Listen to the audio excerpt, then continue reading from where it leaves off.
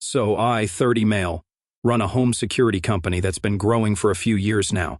I don't have a flashy life or anything, but I'm doing okay. Paid off my truck, own my house, work out in the mornings, don't owe anyone anything. I was engaged to this girl. Let's call her Belle, 27, female. We'd been together for almost 3 years, engaged for 6 months. She used to be really into me. At least I thought she was. Always hyped me up in front of her friends, said she felt safe with me. I should have paid more attention to how she said that word because, man, I heard her say it again later and it meant something completely different. So, this whole thing started a couple months ago. I was walking down the hallway around 9:30 at night. Just finished up a few work emails, was about to plug my phone in to charge in the bedroom. Our bedroom door was cracked open a little, and I heard Belle's voice. Now, I wasn't trying to snoop or spy or anything. I figured she was talking to her best friend, Lexi. Those two are always chatting, but what stopped me was hearing my name. She said, I said yes because I needed someone stable, like he's safe, you know? Not exciting, but at least I know he won't cheat or ditch me. That made me stop dead in my tracks. Like, what? She laughed after that and said something like, I just thought I'd be married to someone a little more, I don't know, powerful or driven, but I guess Mason will do. I felt my stomach twist, not even exaggerating. I stood there like an idiot trying to process what I just heard. She sounded so casual about it, like this was a normal conversation, like she wasn't basically saying I was a placeholder, a backup plan. I didn't say anything. I just backed away quietly and went into the garage. Sat on a folding chair next to the workbench for like 30 minutes trying not to flip out. What do you even do when someone you loved, someone you trusted, spits on all of it like it meant nothing? I wasn't even heartbroken in that moment. I was pissed. I felt disrespected in a way that's hard to explain unless you've been there. Like not just lied to, not just betrayed, but treated like I was some weak, disposable idiot she could use as a stepping stone while she smiled to my face and planned her exit. And she thought I wouldn't notice, that I wouldn't do anything, that I'd just take it. That's what burned the most. I thought back to all the times I helped her through stuff. She lost her job last year and I covered all her bills. She wanted to start a little candle business. Guess who bought the supplies and built her a website? I wasn't doing it to keep score. I really believed in us. But that night changed everything for me. I didn't plan on doing anything right away. I wanted to see where this was going first. If I jumped the gun, she'd play the victim and I'd come out looking crazy.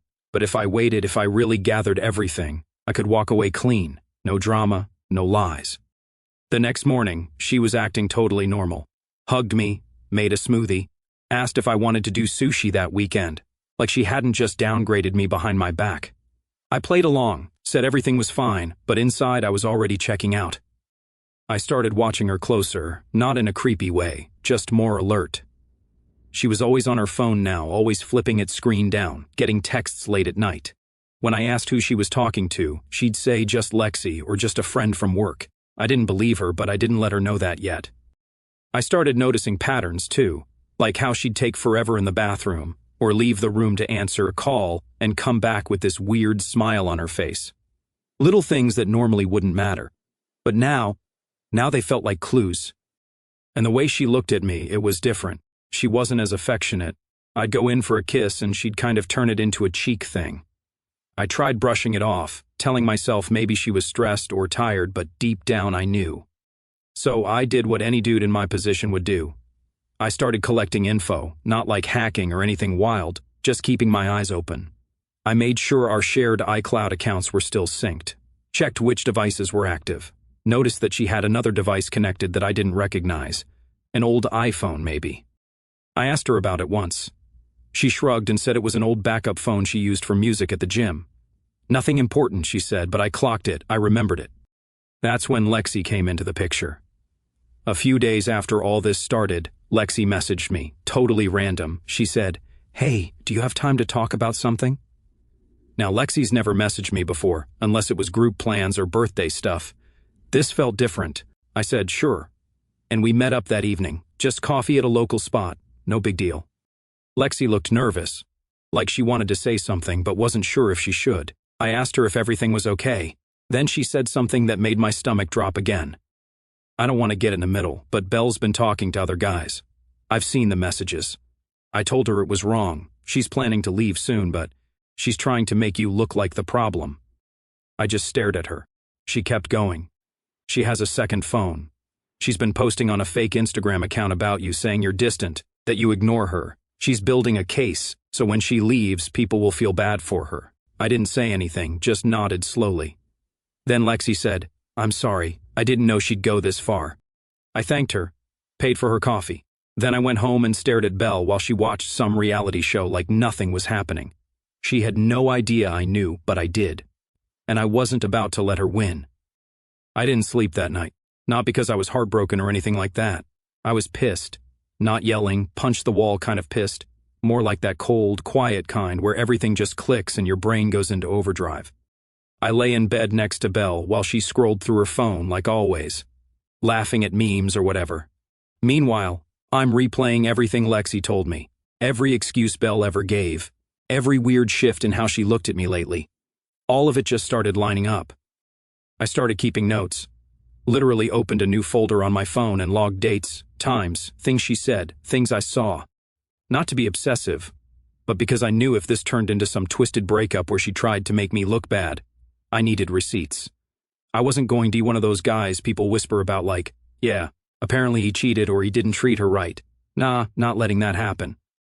Next morning I played it cool, made us both coffee, kissed her on the cheek. She smiled like nothing was wrong. Talked about wanting to redo the bedroom and paint the walls a softer vibe. I nodded along while thinking, you're texting dudes behind my back while picking out throw pillows. The hypocrisy started to become funny in a sick way. Later that day, she went for a walk and said she needed to clear her head. I knew that meant she was texting or calling someone she didn't want around Wi-Fi, probably Ethan, the name Lexi mentioned. Apparently, this guy used to date her before we met and dipped on her when things got serious. Classic dirtbag move, and now she's crawling back to him like it's some forbidden love story. I started opening drawers, closet bins, storage tubs in the laundry room, all looking for that second phone. Nothing yet, but I could feel it. It was somewhere close. The thing that really got under my skin was how easy she made it look. She'd curl up next to me on the couch, laugh at dumb TV shows, even kiss me goodnight. Anyway, fast forward a few days, Belle says she's going to visit her cousin for the weekend. That's when I decide it's time to flip the switch. She leaves Friday morning. I wait 20 minutes, then start tearing the place apart. I mean carefully, not throwing stuff around. Just strategic. Coat closet, laundry room cabinets, under the bathroom sink, nothing. Then I remember her old gym bag in the back of the bedroom closet. She hasn't used it in over a year. That's the kind of spot you'd hide something. Right. Boom. There it is. iPhone 8, black case, powered off. My hands were shaking. Not from nerves, but from how easy it was for her to lie to my face every day. I powered it on. Passcode screen. I took a photo of the lock screen and texted Lexi. Hey, I found the phone. Any chance you know the code?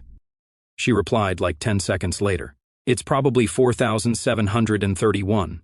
That was her cheer squad number. You didn't hear it from me. I tried it. Unlocked. I don't know how to describe what I saw. Part of me expected just a few flirty texts or maybe some secret accounts. What I found was a whole second life. Fake Instagram with photos that weren't even posted on her main account. Selfies with captions like, he's sleeping again, and I'm so done pretending I'm happy. DMs with Ethan. Gross ones, not just I miss you stuff. She was telling him she couldn't wait to leave and make it look like I was the problem. There were even fake screenshots she edited using some app, text that looked like I was flirting with another woman. I guess she was planning to use those as proof when she finally left. That's when I snapped. I didn't scream. I didn't punch anything.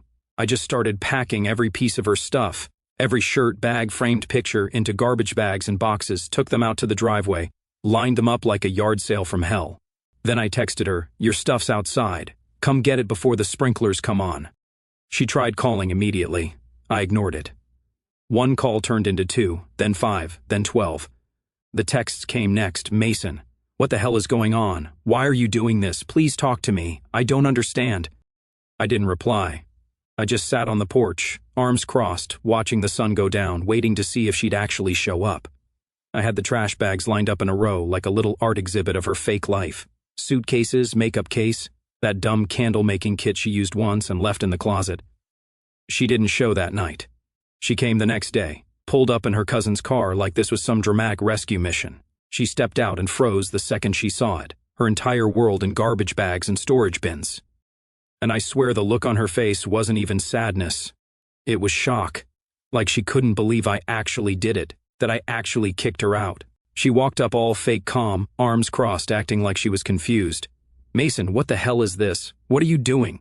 I stood up from the porch chair, looked her dead in the eye and said, "Packing up the life you were faking." She blinked like I slapped her. "What are you even talking about?" I tilted my head a little. The second phone, the burner account, the DMs with Ethan, the fake screenshots you were making to try and frame me. Her jaw dropped. Like actually dropped. "I don't know what you're talking about." I cut her off. Calm, direct. No yelling. "Don't lie to me. I found the phone in your closet. I know the passcode. I saw the messages. You planned to leave and make me look like the bad guy. You told Ethan. You told Lexi. Hell, you told strangers online." She started crying. Not like full sobbing, more like trying to force a cry that wasn't ready.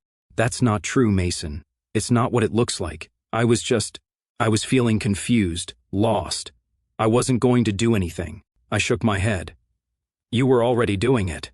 No, Ethan doesn't even matter. That was just me venting. I was scared." "Okay, you've been distant," I said, stepping closer. "Don't try to flip this. Don't turn this into some sad little story about how you felt neglected. You had options. You could have talked to me. You could have left. But instead, you built a fantasy where you were the victim and I was the villain. And for what? So people would feel sorry for you when you moved on." She looked down. Her cousin stood awkwardly by the car, clearly hearing everything. "I messed up. Okay. I didn't mean for it to go that far." I laughed once. Not a funny laugh, just disbelief. "You didn't mean to build a whole alternate life behind my back. You didn't mean to draft a breakup speech that made me out to be a monster." She yelled, "I didn't even post it." I said, "But you wrote it and you saved it. You planned it." She didn't respond. She just stood there, hands trembling a little, breathing heavy. Then she said something that almost made me lose it. "You weren't perfect either." And there it was. That last little swing. That final Hail Mary to try and shift the blame. "I never said I was perfect," I said. "But I didn't cheat. I didn't lie. I didn't pretend to be in love while texting some guy on the side and prepping a smear campaign. I showed up. I paid the bills. I cared. And you tried to flip that into some pathetic poor me narrative." She wiped at her face, but the tears still weren't coming. "Not really." "So what now?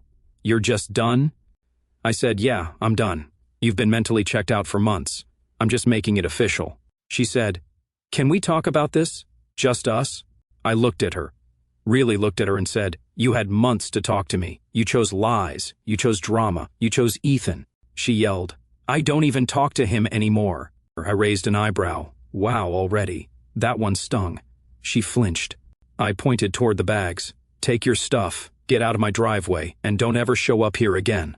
She stood there for a second like she was deciding if she should scream or cry or slap me or beg. But none of it happened. She just grabbed a bag, then another, and loaded them into the car with her cousin. I didn't help. I didn't move. Once everything was packed up, she stood at the driver's side door and looked back at me one last time. "I really did love you." I didn't say anything. I didn't need to. She got in the car and drove away. I didn't hear anything for like a full day. No texts, no calls, nothing. It was weird at first considering how loud she usually was about everything. Like, this is the girl who once cried because I picked the wrong kind of oat milk. But I figured she was laying low, probably trying to figure out her next move. Then the text started. Not to me, about me. I got a message from a friend of mine from high school. We're not super close, but we still follow each other on Instagram. He screenshot something and sent it to me. "Bro, this about you?" It was a post from some random-looking Instagram story account. Nothing with her name on it, but it was Belle's handwriting in a caption pic. I'd recognize it anywhere. The post said stuff like, "Finally free from a relationship where I was made to feel like a ghost. Silence is a form of abuse, too." Then the comments started showing up on my account. One said, "Wow, I used to look up to you. Can't believe you treat someone like that." Another, "So much for being the safe guy, huh?" That's when I knew she was flipping it, trying to be the victim, trying to paint me as this emotionally distant robotic dude who didn't care about her. I didn't reply to any of it. Not one post, not one message, but I kept everything, literally everything. I had all of it backed up to the cloud. I sent Lexi a message and said, She's trying to spin it, Lexi replied fast. She's telling people you never cared, that you disappear for days working and didn't talk to her. I read that one twice just to make sure I wasn't misreading. I laughed out loud because if anyone knew me, they knew I'm not that guy. I work, yeah, I grind, but I always made time. Every Sunday was her day. I made breakfast, took her out, we watched dumb cooking shows she loved. I even helped her run that candle business she swore was going to be the next big Etsy thing, even though she gave up 2 weeks in. But now she was making me out to be some cold-blooded dude who barely talked to her. It got worse when I got a DM from one of her old friends. This girl Mariah, who used to come to our house all the time. She said, "Hey, I just wanted to check in. Belle's saying a lot of things and something doesn't feel right." I didn't even hesitate. I replied, "You want the truth? Here." I dropped her the folder. Mariah left me on read for like 5 minutes. Then she wrote, "Holy shit." And just like that, the switch started flipping. Mariah told 2 other girls in their little friend circle, and those girls told their group chat. And you know how this stuff goes. Word spreads faster than wildfire when it's juicy. Turns out Lexi had already told a few people about the phone too. She didn't spill everything at once, but she'd been feeling guilty for weeks and started dropping hints. She was tired of watching Belle play the victim when she knew what she was doing. Now, it wasn't just me defending myself. People started turning on Belle without me saying anything at all. And that's when she really lost it. She started texting me like crazy. "Why are you doing this? You're ruining everything. I trusted you." I didn't even answer. I just let her scream into the void. And look, I'm not the type of guy who likes watching people get destroyed. I didn't want this, but I wasn't going to let her burn me down to save face. I could already feel what was coming next. Another lie, another play, another attempt to guilt me back into her mess. But what she didn't get is that I was already gone. Mentally, emotionally, completely done. And she could fake as many IG captions and text messages as she wanted. It wouldn't change what I knew. 3 days later, around 6 p.m., there's a knock at my door. No heads up, no call, just knocking. I peek out the window and yep, it's her. Belle standing on my porch, like this wasn't the same girl who tried to frame me as emotionally neglectful 2 weeks ago. She was wearing this oversized hoodie and leggings, like she was going for the vulnerable and soft look, holding her phone in one hand and her car keys in the other, like she might bolt if I yelled. I opened the door halfway and didn't say anything, just stared. She looked up at me, kind of twitchy, eyes red like she had been crying or wanted it to look that way. "Can I come in?" she asked quietly. I shook my head. "Say whatever you came to say from right there." She hesitated, then took a deep breath like she was gearing up for an Oscar speech. I didn't know how to say this. "I found out I'm pregnant." The second those words came out of her mouth, I swear the air got heavier. My jaw didn't drop. I didn't freak out. I just stared at her for a solid 10 seconds trying to read if she even believed herself. I said nothing for a second. Then I leaned on the door frame and asked flatly, "Who is it?" Her face scrunched up like I slapped her. She replied, "Seriously?" I said, "Yeah, seriously." She laughed and said, "Yours, Mason. Who else would it be?" I raised an eyebrow. "I don't know. Maybe the guy you were texting every night while telling the internet I was abusive." She didn't answer that. Instead, she sniffled like she was about to cry. It felt forced, like she knew this wasn't landing the way she wanted. I sighed. "Look, if it's mine, I'll handle my part, but we're doing a test, no games."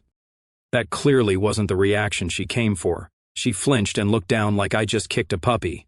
"Wow, that's your response after everything we've been through." I stared at her. "Yeah, that's my response." She shook her head, voice rising now. "This is why I couldn't tell you before. You're so cold, so clinical." I tilted my head. Clinical is making sure I'm not getting manipulated again.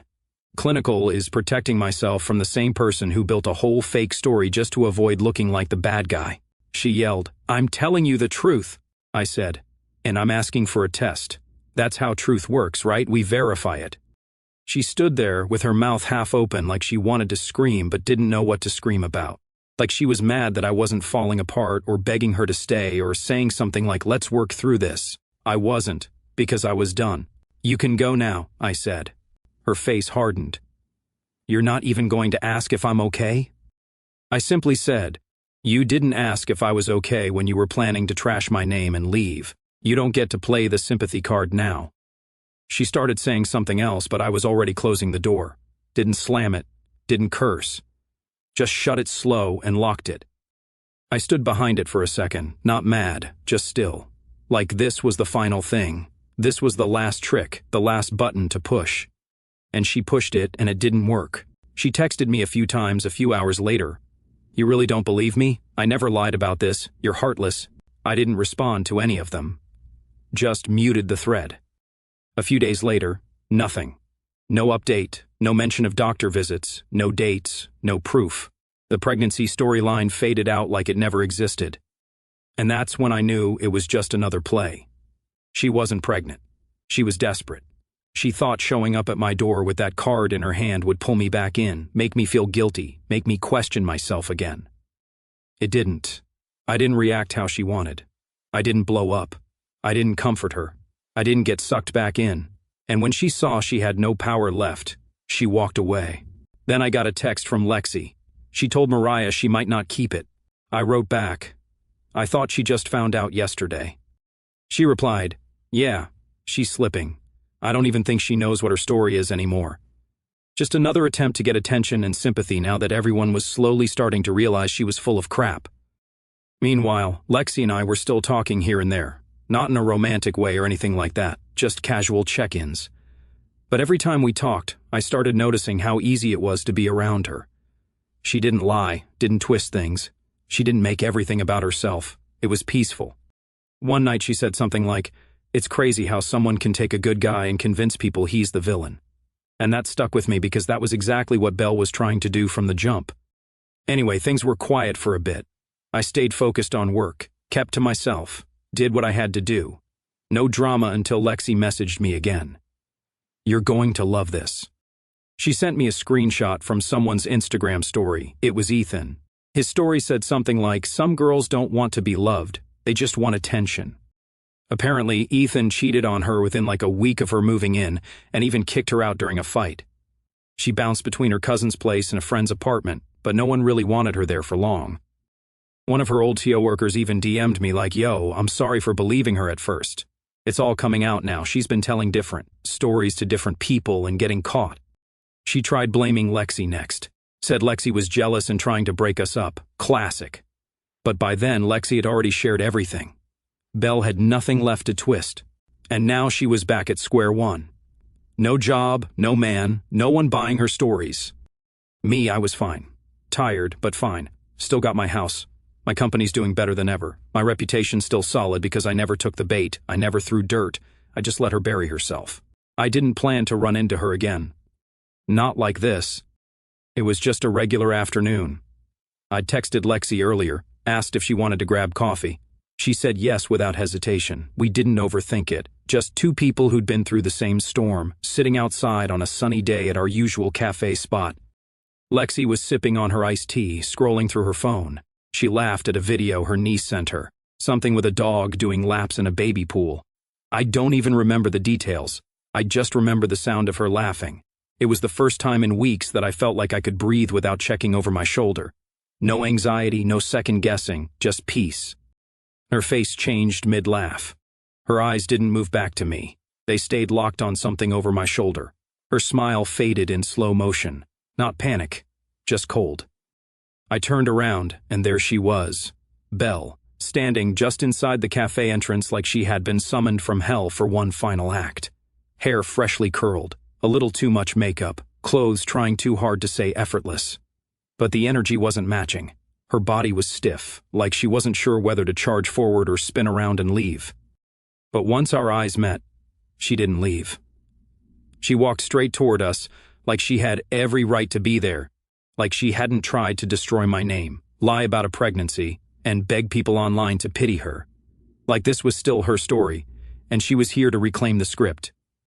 Lexi shifted in her seat. I could feel her straighten her spine. Her hand brushed her bag like she was ready to stand up, leave, or throw something if she had to.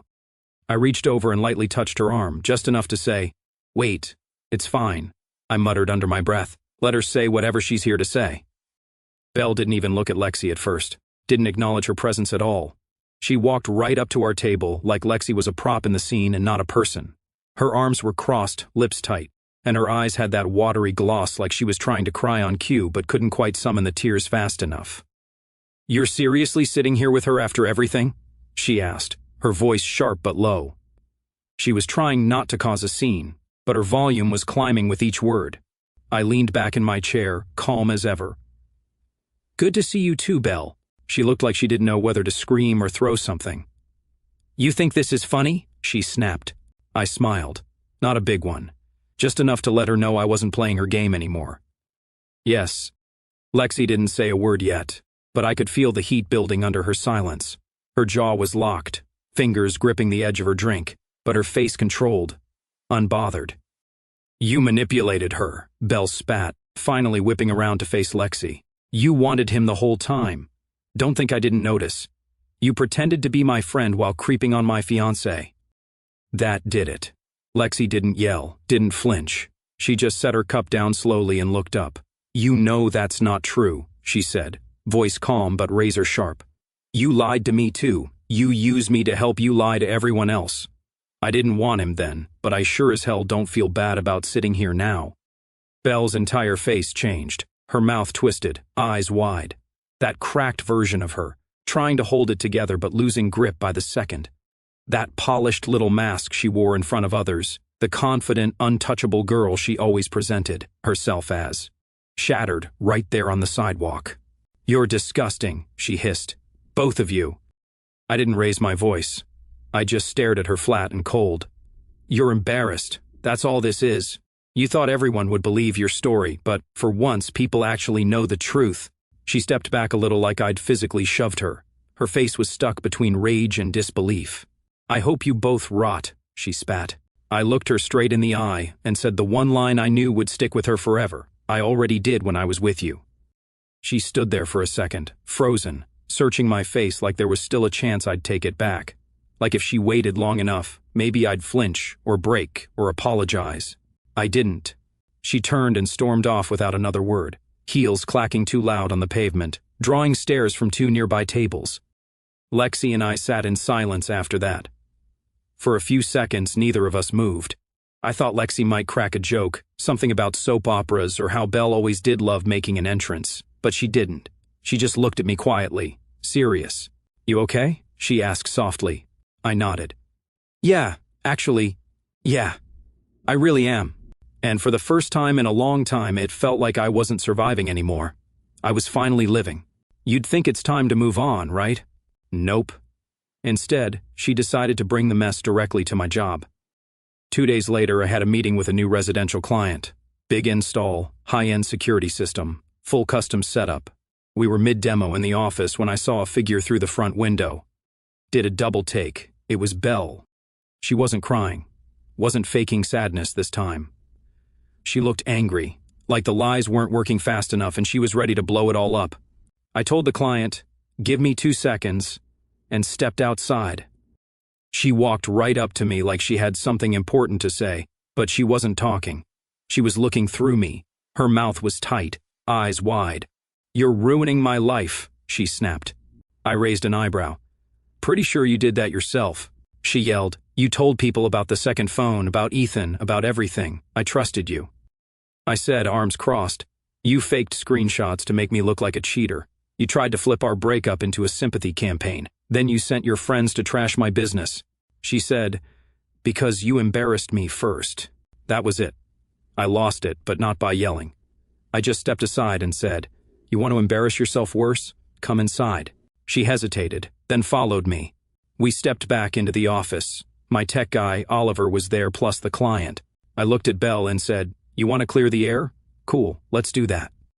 I opened up my laptop and mirrored my phone screen. Clicked the zip file Lexi sent.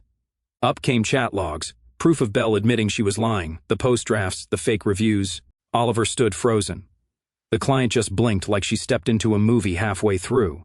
Belle turned red, then white, then tried to fake calm. "This is private. You can't show this." I looked her dead in the eye. "You posted publicly about me.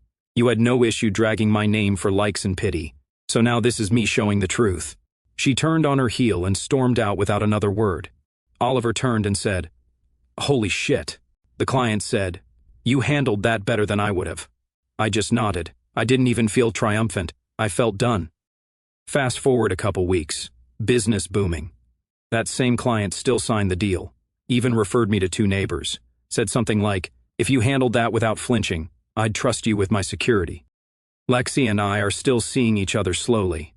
No labels, no pressure, just real conversations, real honesty, nothing fake, nothing forced. It feels like exhaling after months of holding my breath. And Belle? Back to lurking, still watching my stories from burner accounts, still changing usernames, still trying to figure out why nothing she does works anymore. But it's simple. You can't destroy someone who's already done being played. You can't shame someone who stopped protecting your lies. I left her without yelling. I exposed her without screaming. I ended it without losing who I am.